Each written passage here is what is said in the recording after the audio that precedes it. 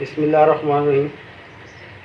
یہ میری پہلی ویڈیو اور اس چینل کا آغاز میں اس عزم کے ساتھ کر رہا ہوں کہ میں اپنے تجربات اور جو مطالعہ ہے وہ آپ لوگوں کے ساتھ شیئر کروں گا، اور جس سے آپ کو بھی فائدہ ہوگا اور انشاءاللہ مجھے بھی فائدہ ہوگا۔ مجھے یہ فائدہ ہوگا کہ مجھے اپنے معاملات میں اور اپنے ہیلدی ایکٹیویٹیز میں جو ہے وہ استقامت ملے گی، اور اس میں یہ سارے تجربات میں میرا مطالعہ اور روز کی ہیلدی ایکٹیویٹیز جو ہے وہ شامل ہوگی، وہ آپ سے میں شیئر کروں گا۔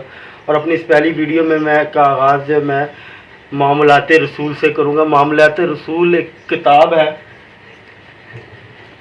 جو قیوم نظامی صاحب نے لکھی ہے سیرت النبی پہ۔ سیرت النبی پہ بہت سی کتابیں لکھی گئی ہیں، اور بہت ساری ہی کتابیں جو ہیں وہ سب سے بیسٹ ہیں، ساری ہی کتابیں بہترین ہیں۔ اور یہ کتاب چونکہ میں نے اس کو 2-3 دفعہ پڑھا ہے، اور جب بھی اس کو میں پڑھتا ہوں تو میری آنکھیں نم ہو جاتی ہیں۔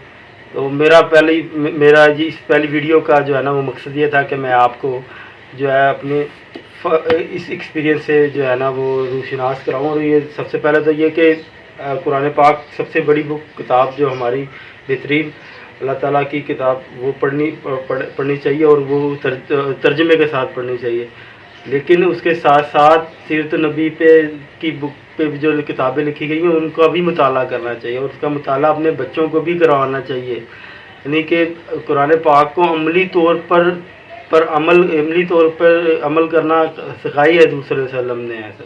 تو اس وجہ سے میں نے جو پہلا جو اپنا جو کتاب میں نے جو سلیکٹ کی ہے وہ یہ کیا کہ میں آپ کو معاملات رسول کے بارے میں تھوڑا سا بتاؤں۔ یہ کتاب جو ہے یہ حضور صلی اللہ علیہ وسلم کے جو معاملات تھے وہ کیا وجہ تھی جس وجہ سے جو کفار مسلمان ہو گئے، وہ کیا وجہ تھی جو ظالم جو ہے وہ بھی ظلمت سے نکل کے مسلمان ہو جاتا ہے۔